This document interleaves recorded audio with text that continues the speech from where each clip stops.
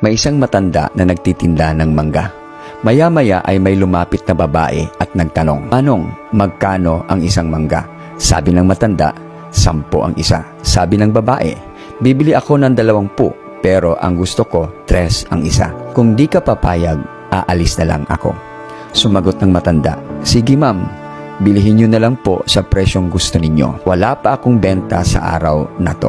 At bumili nga ang babae. Pagkatapos niyang bumili, pumasok ang babae sa sikat na restaurant sa syudad para bumili naman ng kanyang pagkain. At ang tanong niya, "Magkano ang pagkain nyo?" Sumagot ang cashier, 450 lahat ma'am." Nagbayad ang babae ng 500. Sabay-sabi, "Sayo na ang sukli."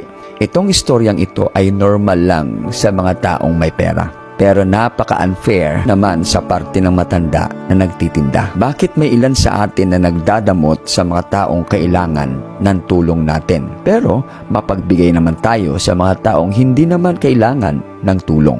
Mga kaibigan, gamitin mo yung pera mo para maayos ang ugali mo. Huwag mong ipakita ang ugali mo para lalong dumami ang pera mo.